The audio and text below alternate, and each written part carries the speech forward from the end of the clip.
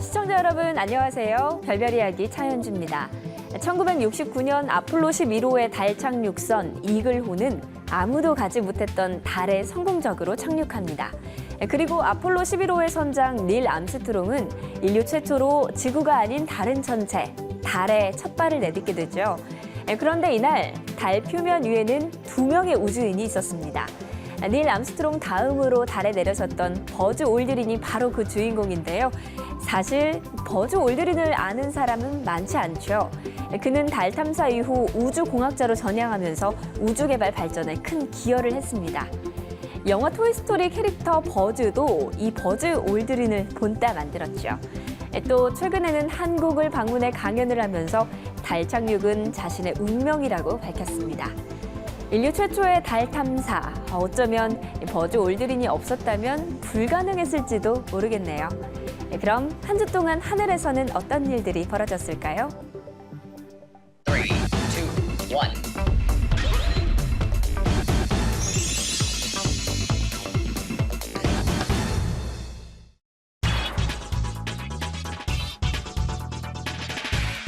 오는 2020년 우리나라가 세계에서 4번째로 달 착륙에 도전합니다.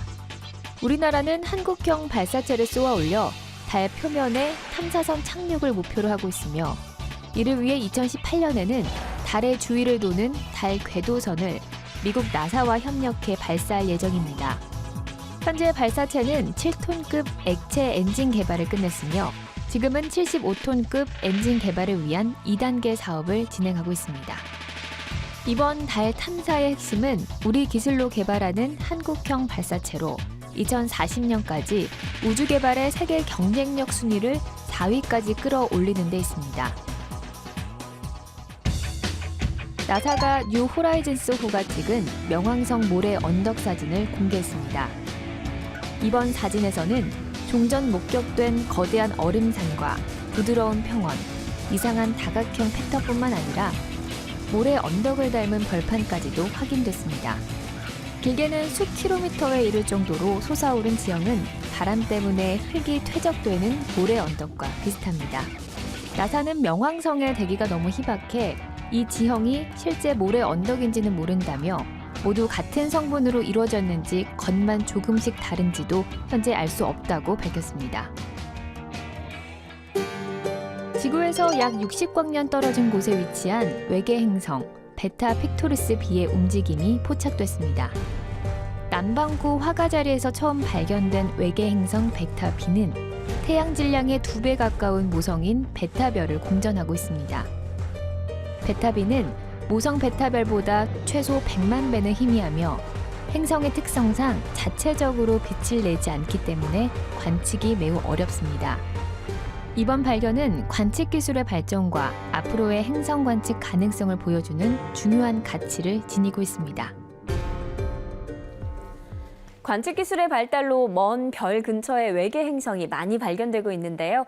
하지만 지구와 워낙 멀리 떨어져 있고 별빛에 가려서 이 외계 행성 자체를 보는 건 매우 어려운 일이라고 합니다. 그런데 최근 공전하는 외계 행성의 실제 모습을 포착했다고 합니다. 특히 이 외계 행성은 목성 질량의 10배에서 12배에 달하는 가스 행성이라는 점에서 더욱 의미가 큰 발견인데요. 오늘도 별별 이야기 마스터죠. 이태용 교수님과 함께 자세한 이야기 나눠보겠습니다. 네, 교수님 안녕하세요. 네, 안녕하십니까. 네, 이번에 외계 행성을 포착을 했어요. 네네. 이번에 포착한 외계 행성 어떤 건가요? 네, 일단 우리나라에서 볼 수는 없는 거고요. 남반구에 있는 화가자리라는 곳에 있는 그 베타별, 가장 밝은 별을 알파라고 하고 그다음에 베타라고 하는데 네. 그 베타 B라고 하는 그 베타별에 있는 첫 번째 행성을 B, C, D 이런 식으로 나가거든요. 그래서 베타 B가 직접 망원경에 포착이 된 거죠. 우리가 케플러 우주망원경 해가지고 행성을 많이 찾고 있다. 네. 말씀 많이 드렸었죠. 수천 개가 넘는 행성 후보군을 발견했고 그중에 1000개 이상의 외계 행성을 발견했는데 이런 것들은 행성을 직접 발견한 것이 아니라 그 행성 뒤에 있는 모 항성, 별빛이 줄어드는 정도를 가지고 여기에 행성이 있을 것이다 라고 예측을 한 거거든요. 그럼 직접 포착한 건 아닌 건가요? 그렇죠. 과거에 했던 건 직접 포착한 게 아닌데 이번에 이 행성은 직접 그 행성을 하나의 빛으로서 포착을 했다는 거죠. 그래서 칠레에 있는 그 GPI라는 망원경이거든요. 제미니 플래닛 이미저 우리말로는 이제 재민이, 행성, 뭐 촬영기 뭐 이런 건데 이것이 이제 별명이 차세대 어떤 행성 사냥꾼 이런 별명이 붙여진 거예요. 네. 그래서 굉장히 정밀한 그런 망원경이고 이 워낙 그 별빛이 밝잖아요. 그래서 그 엄청나게 별빛을 가리고 이 행성을 촬영해야 되는 거예요. 예. 그래서 그 코로나그래프라고 하는 그 특수한 장비로서 그 강한 별빛을 막고 그 옆에 있는 희미한 행성빛만 촬영을 한 거거든요.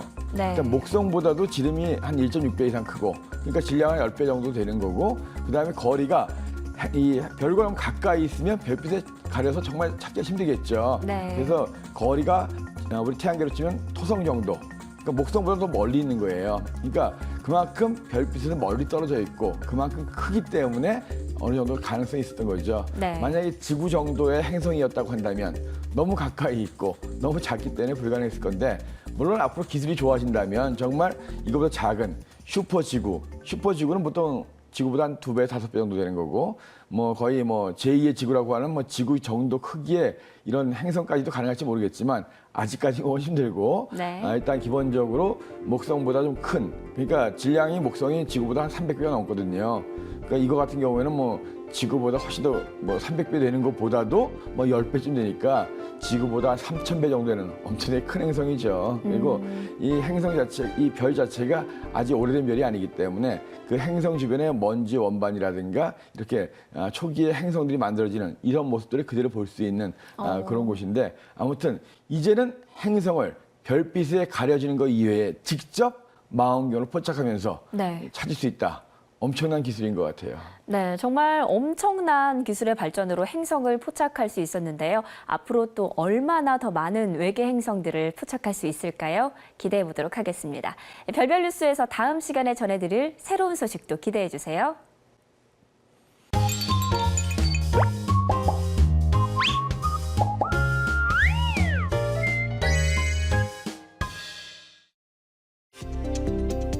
(1965년) 메리너 4호는 최초로 화성 궤도 진입에 성공하게 됩니다.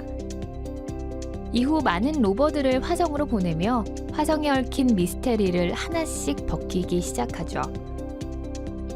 로버가 잇따라 보내온 화성 표면에 물이 흘렀던 흔적, 얼음 형태로 물이 존재했었다는 증거 사진들은 과학계를 떠들썩하게 했습니다.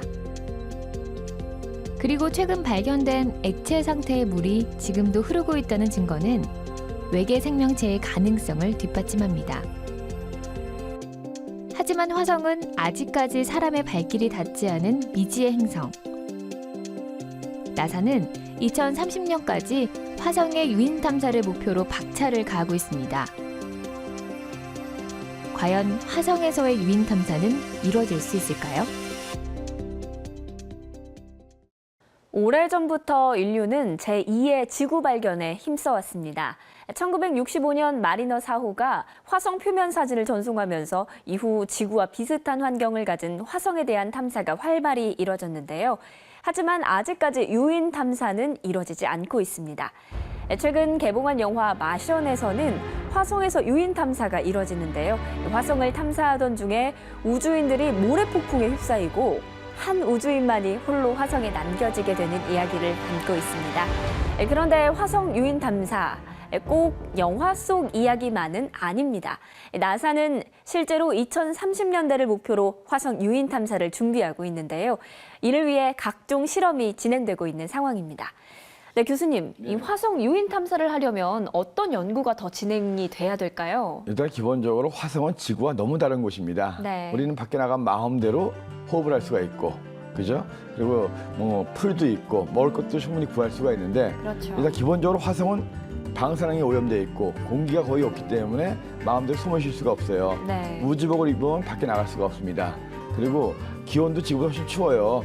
지구와 비슷한 곳이라고 하지만 굉장히 춥고 배고프고 먹을 곳이 없잖아요. 아무래도 식수와 먹을 걸 확보하는 게 가장 큰 관건일 그렇죠. 것 같은데요. 제일 중요한 건 가는 게 중요하고, 네. 그러니까 그런 지구에서부터 한 6개월 이상을 가야 되는데 그 아무것도 없는 상태에서, 이 고립된 상태에서 6개월 동안에 화성까지 가서 네. 아무것도 없는 상태에서 거기서 이제 먹고 자는 걸 다 해결해야 돼요. 그러니까 사람이 잘 수 있는 어떤 기지라든가 움막 이런 걸 만들어야 되겠고, 그리고 식량을 확보해야 되겠죠. 가지고 가는 것도 한도가 있다 보니까 현지에서 식량을 만들 수 있는 그런 장비도 준비가 돼야 되겠고 그리고 그래도 가장 중요한 힘든 거는 뭐냐면 심리적인 상태일 것 같아요. 맞아요. 예, 외로울 것 같아요. 그렇죠. 외로울 것 같고 지구에서는 정말 뭐 하다가 마음에 안 들면 뛰쳐나가서 집에다 전화라도 건드가 그러니까요. 친구라도 만나서 술이라도 마실 수가 있는데 그런 것이 전혀 불가능하거든요. 그럼 그 정신적인 상태를 케어해 줄 수 있는 뭔가 다른 연구가 진행되고 그렇죠. 있나요? 그래서 지금 우주인들이 고립된 곳에서 1년 이상 생활하게 하면서 이 사람들의 심리적인 상태가 어떻게 변하는가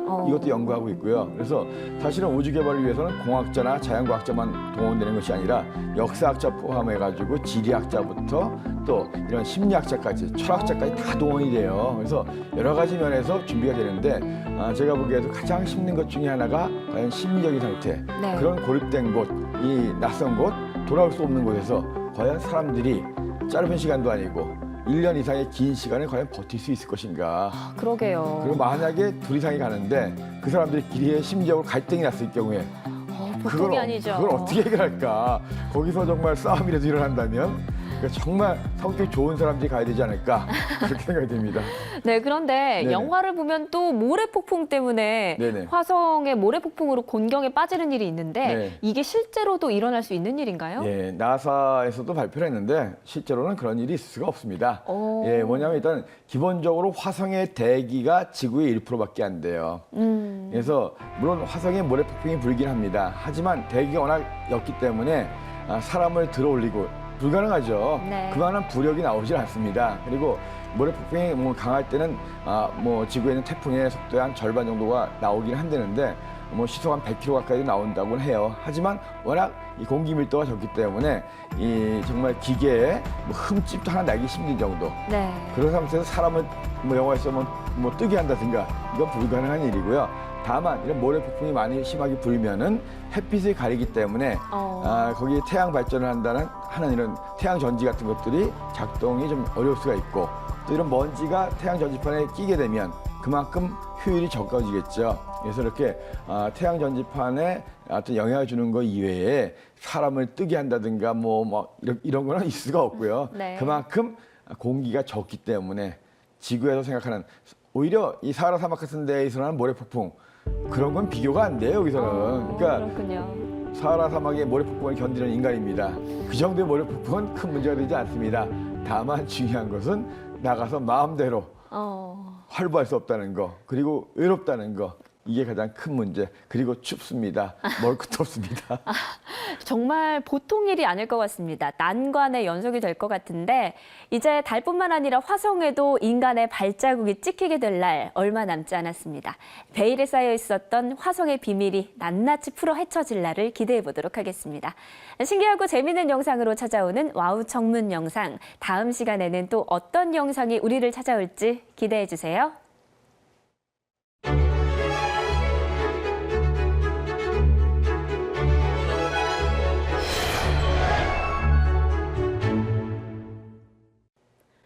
세계 명작 동화 중 으뜸으로 꼽히는 생텍쥐페리의 어린 왕자. 이 동화 속 내용을 살펴보면 어린 왕자는 집 한 채 크기밖에 안 되는 아주 작은 별, 소행성 B612에서 살았습니다. 아침에 일어나면 별을 청소하고 바오밥 나무의 어린 싹을 뽑으면서 장미 한 그루를 돌봤죠. 하지만 장미꽃과 서로 살아가는 방법을 몰라 말다툼을 한 뒤 자신이 살던 소행성을 떠나 다른 행성으로 여행을 떠납니다. 이후 많은 사람들을 만나지만 어린 왕자는 사람들에게 실망만 하게 되죠. 마지막 여행지인 지구에서도 많은 모순이 존재합니다. 하지만 이곳에서 여우를 만나며 서로에게 길들여짐이 얼마나 중요한지 깨닫게 되죠. 그리고 어린 왕자는 자신이 지금껏 길들인 장미꽃을 다시 돌보기 위해 자신의 소행성으로 돌아가게 됩니다. 어린 왕자가 살던 B612라는 소행성, 그리고 동화 속에서 어린 왕자가 여행했던 소행성들, 과연 실제로도 존재할까요? 네, 존재하는 것도 있고 아닌 것도 있습니다. 결론적으로. 근데 저도 사실 이 소행성 B612 어린 왕자를 읽고 나가지고 나중에 천문학을 공부한 다음에 제일 먼저 찾았던 것 중에 하나가 바로 소행성 B610입니다. 과연 이것이 정말 존재할 것인가? 근데 결국 소행성 B612는 실제로 존재하는 소행성이 아니었어요. 네. 이런 이름으로 불리는 것도 없습니다. 물론 이 소설을 잘 읽어보시면 어린 왕자가 직접 소행성 B612에서 왔다라고 이야기한 적은 없어요. 조종사가 그렇게 판단을 했던 거죠. 다만 이 어린 왕자 여행했던 소행성 325번부터 330번, 그러니까 임금님이 사는 별, 뭐 이렇게 나오잖아요. 네. 뭐 지리학자가 사는 별, 사업가가 사는 별, 그런 소행성들은 존재합니다. 그래서 325번부터 330번까지의 소행성, 이 소행성들은 19세기 말부터 20세기 초까지 발견된, 그러니까 이 생텍쥐베리가 생존했던 그 시기에 이미 발견된 소행성들이에요. 그러니까 이제 이 300번대 정도면 굉장히 이른 시기죠. 지금은 거의 10만 번대가 넘어가고 있죠. 그래서 이렇게 번호로 매겨지는 것이 있고, 그 다음에 이제 번호 다음에 고유한 이름을 붙일 수가 있어요. 대부분 이 소행성들은 크기가 한 10km 정도 남짓부터 100km 이상까지. 소행성 중에서 뭐 크지도 작지도 않은 적당한 정도의 크기의 소행성들이거든요. 이 중에 제일 큰 거는 328번. 그러니까 여기서 나오는 것 중에 사업가가 사는 그런 별이거든요. 네. 사업가가 살아서 그런지 제일 큽니다. 지름이 한 120km 정도 되는, 꽤 크죠. 120km 정도면. 네. 뭐 여기서 이 소설에서는 다 조그맣게 나오지만 실제로는 120km쯤 되고요. 제일 작은 거는 330번. 네, 그건 크기가 얼마나 되나요? 그건 한 10km 남짓입니다. 워낙 작기 때문에 정확히 모르지만 대략 한 10kg 좀 크거나 작거나 할 정도인데, 지리학자가 사는 소행성이라고 나와 있거든요. 아무튼 그래도 여기서 이야기하는 정말 사람 한 명 정도가 있을 그런 소행성보다는 훨씬 더 크죠. 보통 소행성이라고 하는 것은 지름이 한 10m 이상부터 수백 킬로미터까지 다양한 크기가 존재합니다. 그래서 이런 소행성들은 사실 크게 작기 때문에 공기가 존재할 수가 없어요. 공기가 존재할 수 없기 때문에 호흡을 할 수가 없죠. 그래서 당연히 사람이 살 수도 없고 거기에 식물이 살 수도 없습니다. 또 이제 중력이 작기 때문에 웬만하면 다 날아가 버려요. 근데 소설은 소설이기 때문에, 다만 소설 속에 나오는 325번부터 330번까지 그 소행성들은 분명히 존재하는 소행성이고 있습니다. 원래 이제 소행성보다 작은 것들을 유성체라고 해요. 그래서 소행성은 과거에는 수십 미터 이상이라고 정의를 했었는데, 네. 지금은 망원경이 좋아지다 보니까 망원경으로 관측 가능한 그런 소행성들이 굉장히 범위가 넓어졌어요. 그래서 요새는 뭐 10m보다 작은 것도 있어요. 그러니까 집 한 채 크기니까 대략적으로 뭐 지름이 한 최소한 5m에서 10m쯤 되겠죠. 현재 우리가 발견하는 소행성 중에서 제일 작은 소행성, 그런 것들이 그 정도 크기가 되고요. 대부분은 화성과 목성 사이에 존재합니다. 그 사이에 있으니까 대략 한 4, 5년에 한 번씩 이 태양을 도는 그런 소행성들인데요. 뭐 큰 거는 뭐 수백 킬로 되지만 이 어린 왕자에서 사는 것 같은 이런 자그마한 지름 수 미터에서 수십 미터 되는 소행성들도 아주 많이 있습니다.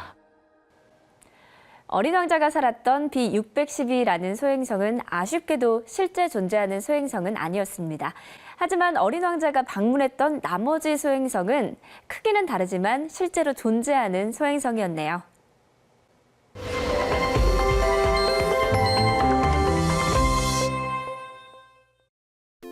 별별 이야기 오늘 준비한 소식은 여기까지입니다. 즐거운 시간 되셨나요? 다음 시간에도 유익하고 재미있는 우주 소식들 가득 담아서 찾아오겠습니다. 별별 이야기를 다시 보고 싶으신 분들은 YTN 웨더앤라이프 홈페이지에서 볼 수 있다는 것 잊지 마세요. 시청해주신 여러분 고맙습니다.